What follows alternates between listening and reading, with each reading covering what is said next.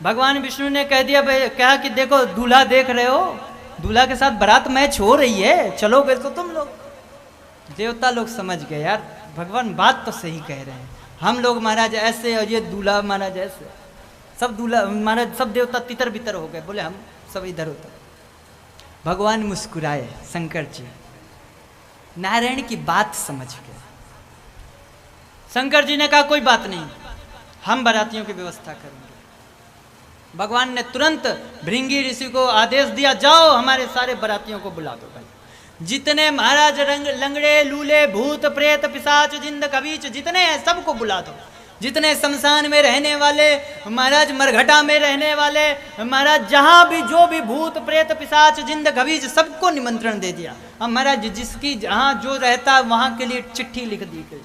महाराज विदेशों से भी बुलाए गए, भारत बस में थोड़ी भूत हैं, अमेरिका से बुलाए गए, इंग्लैंड से बुलाए गए, रसिया से बुलाए गए, पाकिस्तान से भी बुलाए गए महाराज, सब जगह से भूतों को महाराज आदेश दिया, आओ सबके सब आओ बारात में। एक तो कथा ये भी आती है कि महाराज राम जी की बारात चली, तो राम जी के बारात में कुछ लोग जो महाराज लंगड़े लूले थे वो बोले भगवान हमें भी बारात जाना, पर हमें कोई ले ही नहीं जा रहा।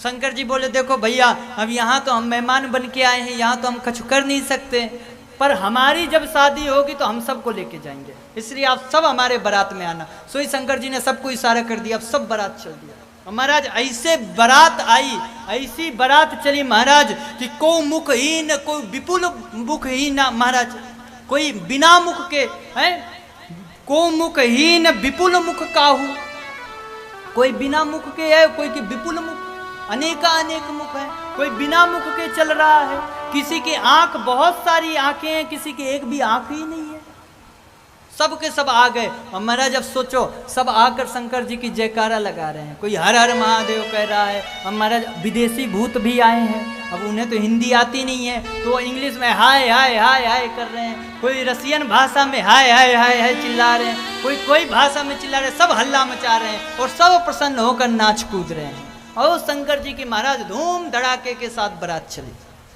बड़ी मस्त बारात।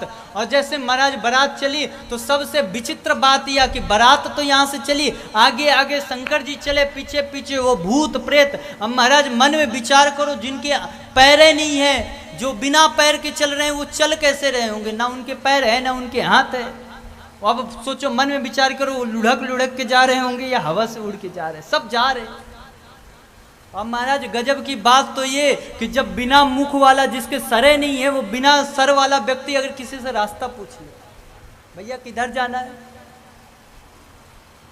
अब शंकर जी की बारात पहुंची मैना के नगर में, और जैसे ही बारात पहुंची महाराज सब बालक लोग दौड़ दौड़ के देखने आए, जो ही आवे। अब महाराज कुछ जगह होता है, अब आजकल की तो परंपरा खत्म हो गई, आजकल तो कोई महाराज खुद के बारात में कोई नहीं रहता। और गजब की बात मैं बताऊं आपको महाराज कि बारात में भोजन करने तक बहुत सारे बाराती दिखते हैं, और भोजन करने के बाद सबके सब खिसक लेते हैं। सुबह कौन बचता है, एक तो पंडित जी, वो भी पंडित जी की भी मजबूरी होती नहीं, वो भी निकल लेते हैं, तो उनकी मजबूरी होती कि उन्हें शादी पूरी पढ़ानी पड़ती है। तो पंडित जी बसते हैं, बेटे के लड़के के पिताजी, लड़की के माताजी पिताजी, बस दो चार खास खास रिश्तेदार, बाकी ऐसा लगता है जैसे किसी को बुलाया ही नहीं था। और शाम को देखो महाराज भारी भीड़ लगी रहती है।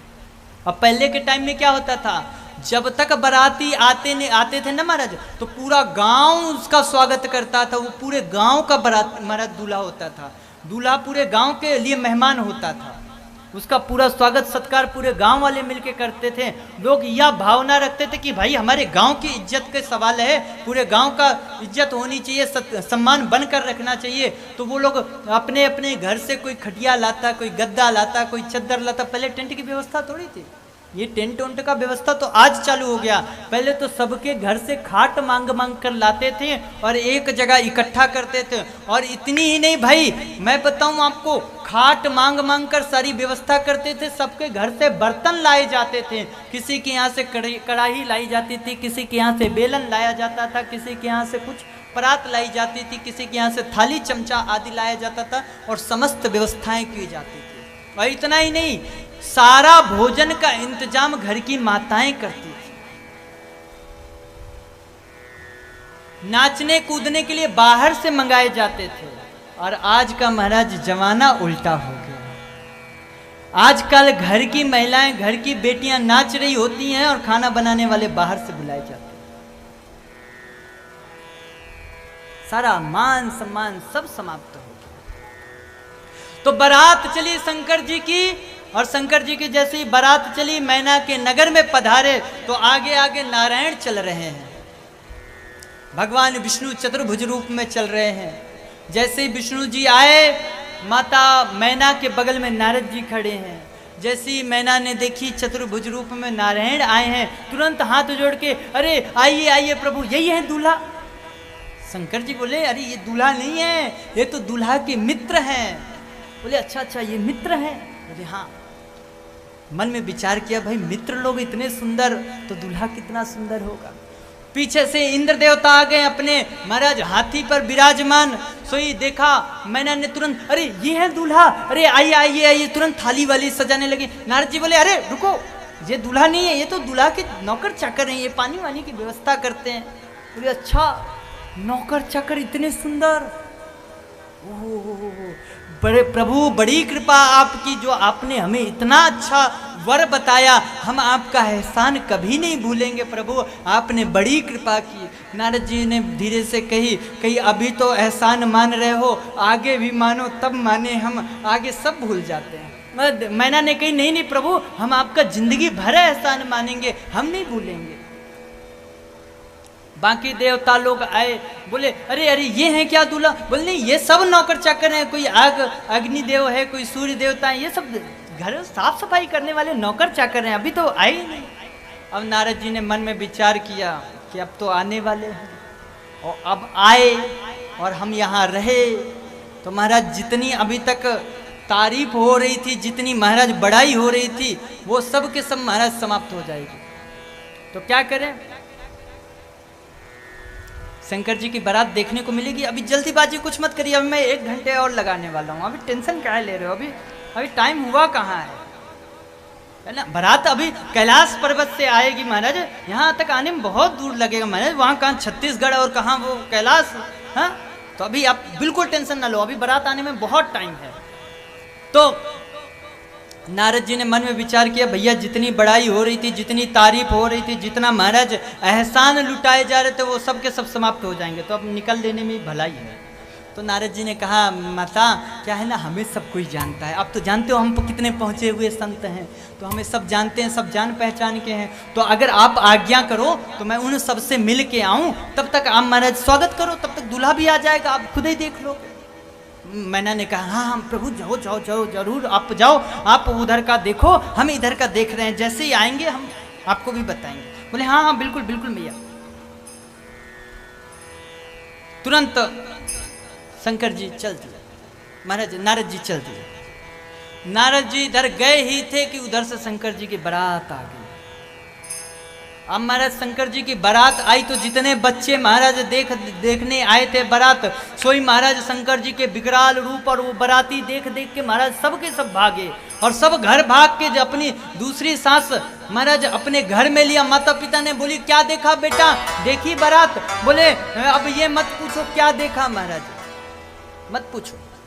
बोले वहां तो भूत ही प्रेत घूम रहे हैं। लोगों ने सोचा बच्चे हैं, डर गए होंगे, वो भूत नाचने वाचने वाले आए होंगे, बच्चे हैं डर गए होंगे। बोले जाओ बेटा खेलो कूदो। अरे बोले खेलने कूदने की कौन कहे, जब तक ये बारात है कोई बाहर नहीं निकलेगा। महाराज खेलने कूदने की बात कर रहे हो?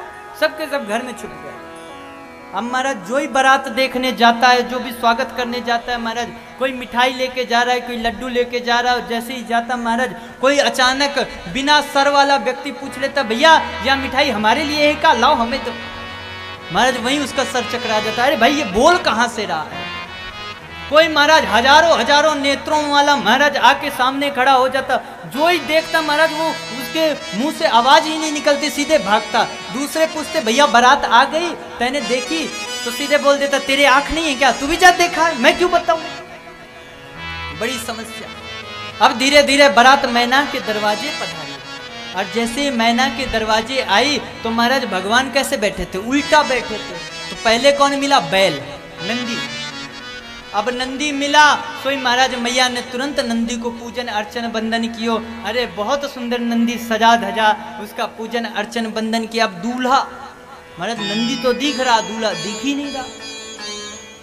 महाराज अब नंदी उल्टा हो तो दूल्हा दिखे, अब दूल्हा उल्टा हो, जब नंदी की पूंछ सामने आए तो दूल्हा दिखे। धीरे से नंदी को महाराज घुमाया गया। अभी तक नंदी का पूजन हो रहा था, आरती हो रहा था। शंकर जी मने मन सोच रहे थे कम से कम नंदी का पूजन तो हो गया, हमारा वाव नहीं पता होएगा कि ना होएगा।